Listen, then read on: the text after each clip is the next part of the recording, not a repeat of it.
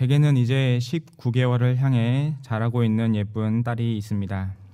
이 아이는 태어날 때부터 울음도 길지 않고 짜증도 많지 않아서 정말 순한 아이로 주변에 많은 칭찬을 받았습니다.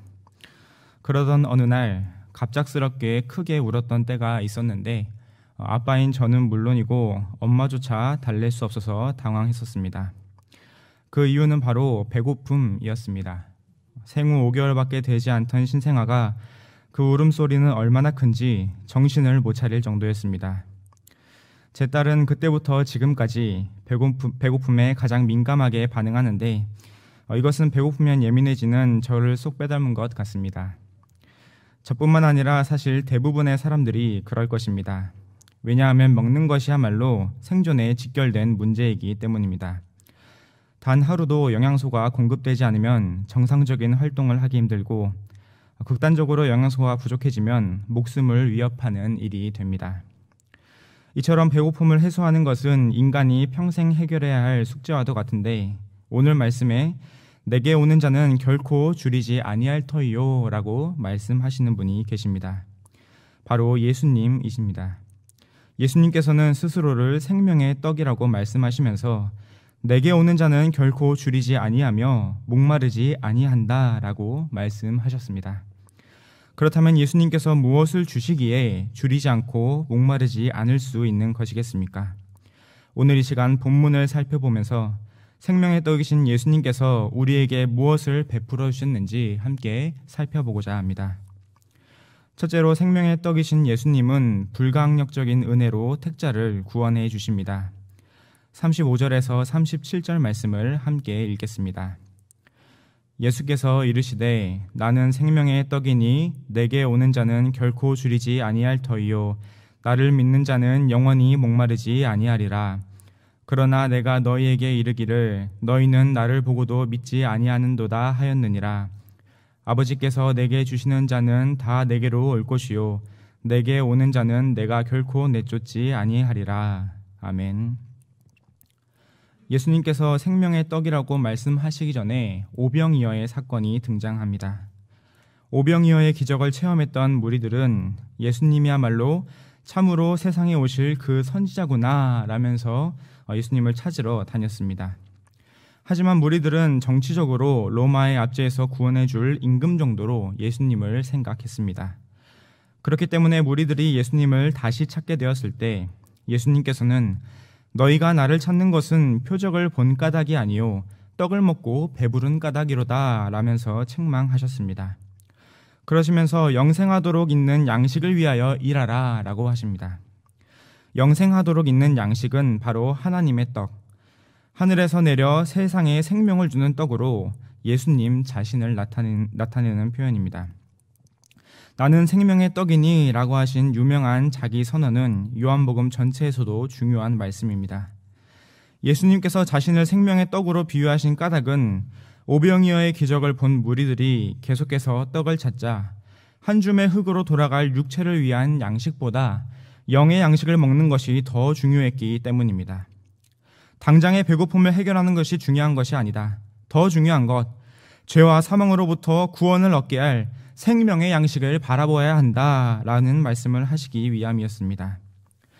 이어서 내게 오는 자라고 말씀하셨는데 이들은 예수님을 믿게 된 결과 예수님 앞으로 나오게 된 자들입니다. 당시 수많은 사람들이 예수님에게로 모여들었습니다. 하지만 이들은 예수님께서 말씀하신 내게 오는 자는 아니었습니다. 무리들은 대부분 자신의 입속을 위해서 모였는데 이와는 달리 예수님을 참된 생명의 떡으로 확실히 믿는 자들이 진정 내게 오는 자인 것입니다. 예수님을 그리스도로 믿는 자들은 결코 줄이지 않겠다고 말씀하셨습니다. 영적인 배고픔이 해결되는 순간입니다. 이어서 목마르지 않겠다고 하십니다. 당시 유대 사회에서는 식사하는 것을 제율법적으로 떡을 먹다라고 표현했기 때문에 이 떡을 먹는 것은 음식을 먹는 것뿐 아니라 마시는 것까지 다 포함되는 말이었습니다. 그러므로 생명의 양식을 먹는 자는 영적인 배고픔과 목마름이 해결된 자입니다. 이런 자는 죄와 사망의 올무가 끊어져 구원을 얻게 된 하나님의 택자입니다. 그 뒤에 예수님께서는 36절에 너희는 나를 보고도 믿지 아니하는도다 라고 무리들을 책망하셨습니다. 이는 앞에서 생명의 떡을 먹으라는 예수님의 말씀에 무리들이 이 떡을 항상 우리에게 주소서라고 했는데, 이는 생명의 떡을 먹기를 간절히 바라는 마음이 아닌 반어법적인 의미로 조롱하듯 말했기 때문입니다. 예수님 앞에 선 무리들은 정작 예수님을 조롱했지만, 이와 반대로 생명의 떡을 먹게 되는 사람이 분명히 있다고 주님께서 말씀하십니다. 그들은 37절에 아버지께서 내게 주시는 자입니다. 즉, 이는 주 믿는 자들을 하나님께서 정해 놓으셨다는 의미입니다.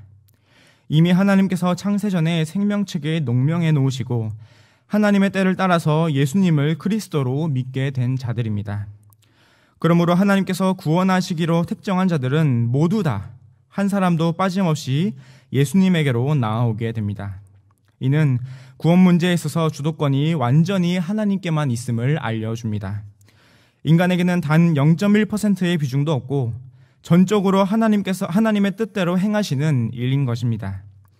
그렇기 때문에 하나님께서 계획하시고 실행하시는 구원 역사에 인간의 선택권은 없습니다.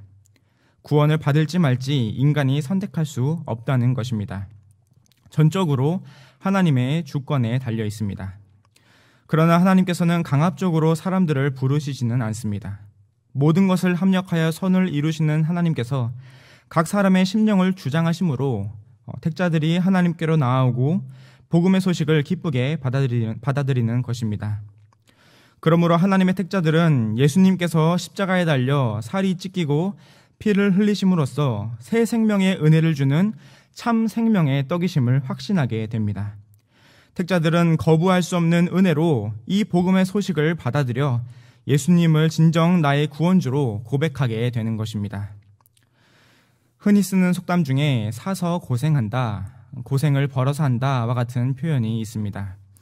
사전적인 의미를 보니까 잘못 처신한 탓으로 하지 않아도 될 고생을 하게 된다는 상황을 이르는 말입니다. 구원에 있어서 로마 카톨릭이 바로 고생을 사서 하는 격이었습니다. 어리석은 것은 그렇게 고생을 사서 해도 얻는 것이 없다는 사실입니다. 로마 카톨릭은 구원에 이르기 위해 온갖 인간의 노력을 기울이라고 말합니다. 종교개혁에 불을 지폈던 마틴 루터가 아직 카톨릭의 사제였을 때 꽤 열심히 있는 사제였음에도 불구하고 구원의 확신을 얻지 못했습니다. 로마에 가서 고난당하신 예수님께서 오르셨다고 하는 빌라도 계단을 무릎으로 기어 올라가도 소용없었습니다. 루터는 인간의 노력이 아닌 로마서 1장 17절의 말씀을 통해서 참된 구원의 도를 깨닫게 되었습니다.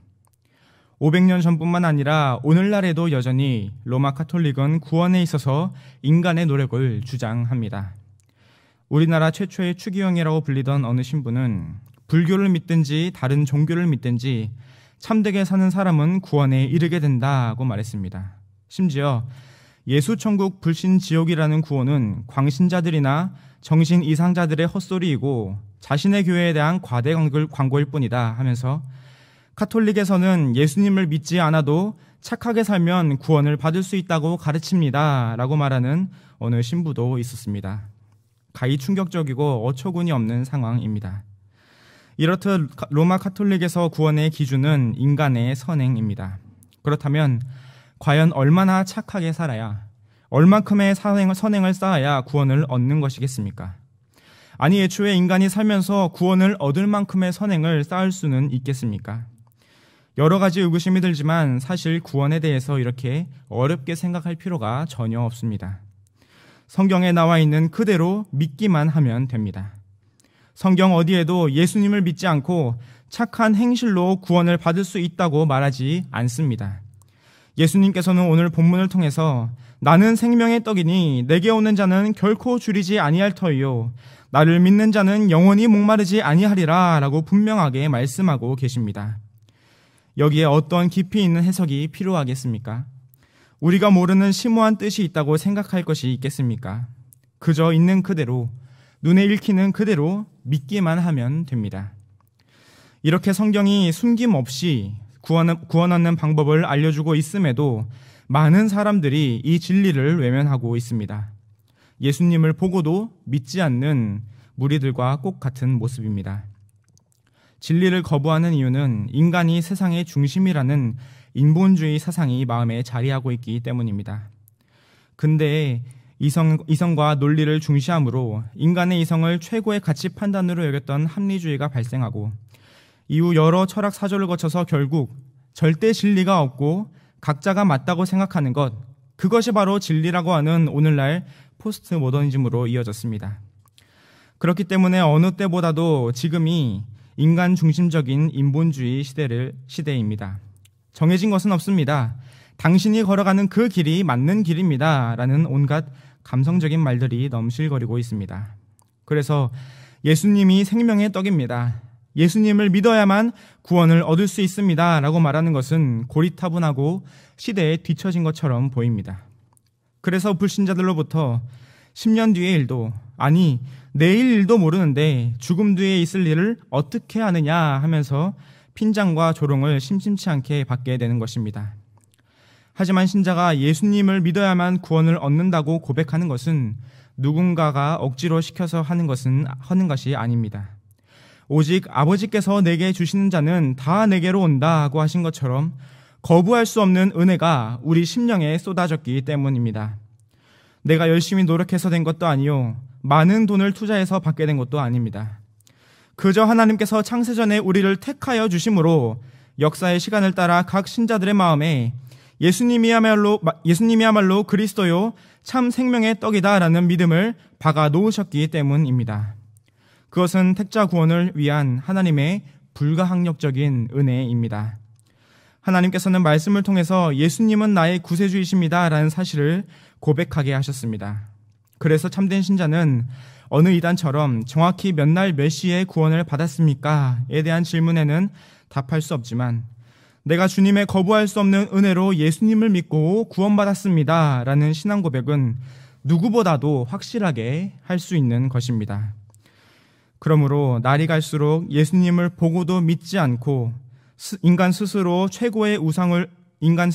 최고의 우상으로 섬기는 이 세상의 주류에 휩쓸리지 말고 오직 생명의 떡이신 예수님께서 불가항력적인 은혜로 우리를 구원해 주셨다는 사실을 확실하는 경향의 성도님들 되시길 바랍니다.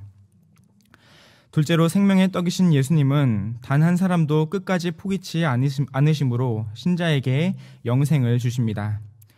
38절에서 40절 말씀을 함께 읽겠습니다.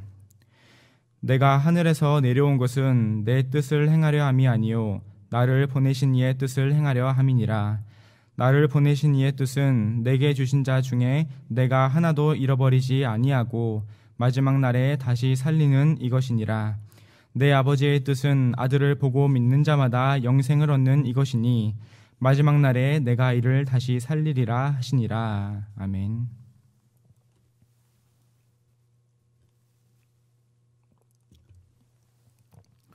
이어서 예수님께서는 하늘에서 내려오셨다라고 하시면서 성육신 하신 이유를 말씀하셨습니다. 그것은 나를 보내신 이의 뜻, 즉 하나님 아버지의 뜻을 성취하기 위함이었습니다. 이 말씀은 성자 예수님과 성부 하나님이 서로 긴밀히 연합되어 있음을 알려줍니다.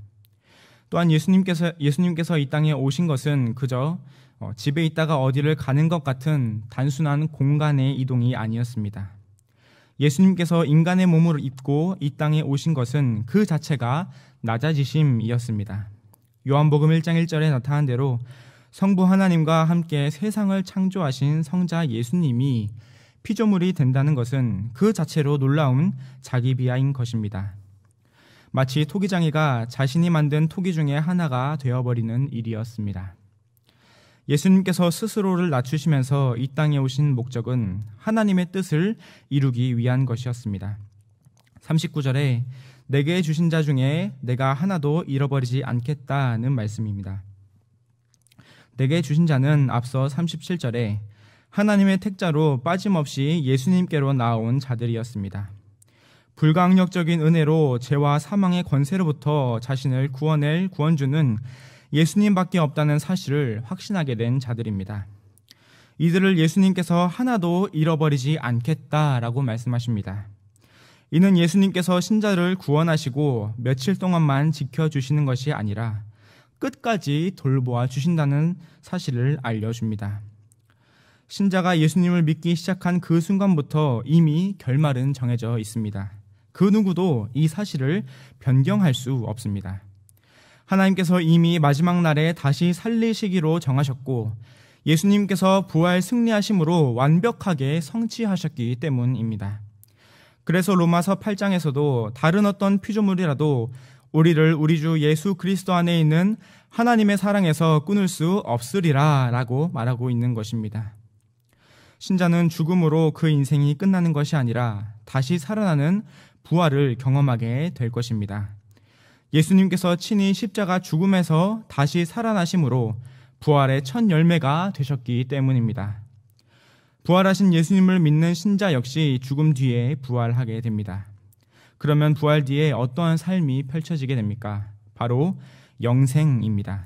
저 영원한 하나님 나라, 천국에서 기쁨과 즐거움이 가득한 채 하나님을 섬기며 그분과 함께 교제하는 기쁨의 영생입니다. 예수님을 하나님의 아들, 우리를 위하여 십자가에 달리신 구세주로 보고 믿는 자에게만 죽음 뒤에 부활을 통해서 영원히 살게 되는 축복을 누리게 됩니다. 예수님을 믿는 신자가 죽음 뒤에 부활하고 영생을 누리게 되는 것은 전적으로 내게 주신 자 중에 하나도 잃어버리지 않겠다는 예수님의 말씀 때문입니다. 하나님께서 내게 주신 자는 반드시 영생에 이르게 하겠다. 어떠한 일이 있어도 천국 영생을 이루게 하겠다는 예수님의 강력한 의지, 굳건한 인내로 신자는 끝내 영생에 들어가고야 마는 것입니다. 그러므로 신자는 예수님께서 시작하시고 진행하시며 완성하실 영생을 확실히 믿으며 소망해야 합니다. 신자가 천국에서 영원히 사는 것은 이처럼 예수님께서 그를 하나도 잃어버리지 않도록 붙들어주고 계시기 때문이라는 사실을 깨달아야 합니다. 그렇기 때문에 신자가 살면서 때로는 하나님께 마땅히 드려야 할 헌금 11조를 조금 빼먹는다 할지라도 세상에 치여서 낙심되어 주님을 부를 힘도 없이 그저 낭망하고 있다 할지라도 아니면 눈앞의 이익 때문에 예수님의 말씀에 순종하지 않는 배반을 저지른다 할지라도 예수님께서는 그런 우리들을 모른 척하지 않으시며 회개하며 돌아오기를 기다리십니다. 믿음으로 의롭다 칭함받았음에도 여전히 죄된 습성을 가지고 있는 당신의 백성들을 버리지 않고 끝까지 보존하시는 것입니다. 그리고 끝내 천국으로 택한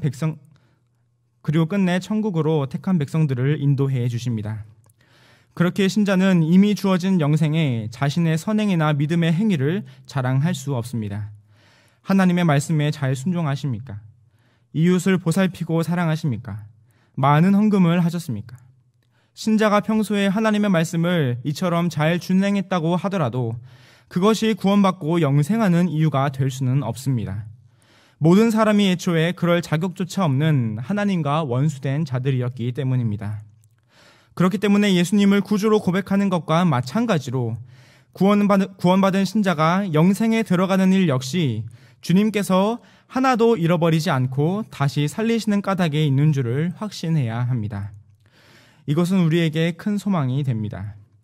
만약 너희가 구원받았지만 최종적으로 영생에 들어가기 위해서는 이제부터가 진짜다.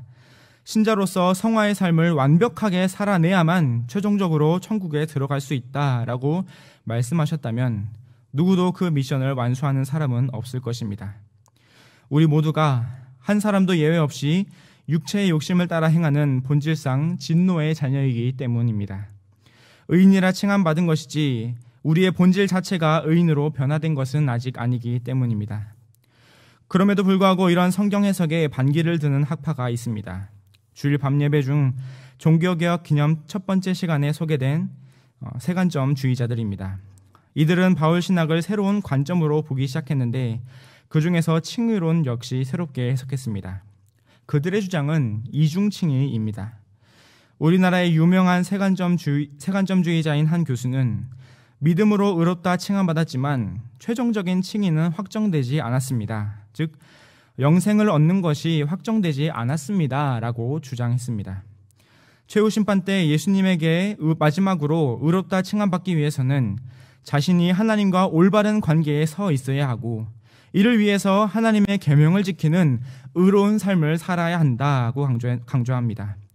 즉 예수님을 믿게 된 신자가 공로를 쌓아야 천국에 들어간다고 주장하는 것입니다. 절대 그럴 일이 없지만 만약 그렇다면 신자는 예수님을 믿고도 영생을 확신하지 못하는 이 세상 가장 불쌍한 자들이 될 것입니다. 이러한 내용을 제 아내와 나누자 아내는 도대체 성경에 나타난 말씀을 왜 그대로 받아들이지 못하는지 이해가 안 된다며 분통을 터뜨렸습니다. 아마 경양의 모든 성도님들 역시 그렇게 생각하실 것입니다. 원로 목사님에서부터 담임 목사님까지 철두철미한 성경 중심의 설교를 듣고 믿음이 자라난 경양인들은 결코 이러한 비성경적인 해석에 현혹되지 않습니다. 그러므로 예수님을 믿게 된 신자는 오직 내게 주신 자는 하나도 잃어버리지 아니하고 마지막 날에 다시 살려 영생을 얻게 하는 것이다고 하심으로 끝까지 인내해 주시는 주님 때문에 영생에 이르게 된다는 사실을 확신해야 합니다. 하나님께서 의롭다 하시고 이미 영화롭게도 하셨다는 사실을 확신하는 가운데 누가 우리를 그리스도의 사랑에서 끊으리요 라고 담대히 고백하심으로써 천국 영생을 확실히 소망하시는 경양의 모든 성도님들 되시길 바랍니다.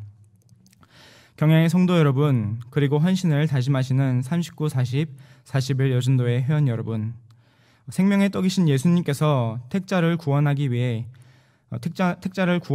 영생에 이르도록 하기 위해 하나님과 긴밀히 연합했습니다. 앞에서 살펴보았듯이 예수님께서는 나를 보내신 이의 뜻을 이루기 위해 이 땅에 오셨습니다. 하나님의 계획을 이루기 위해 성육신하셨다는 말씀입니다. 이는 택한 백성을 죄에서 구원하고 영생에 들여보내기 위해 하나님께서 계획하시고 예수님께서 성취하신 완벽한 연합 작전임을 보여줍니다.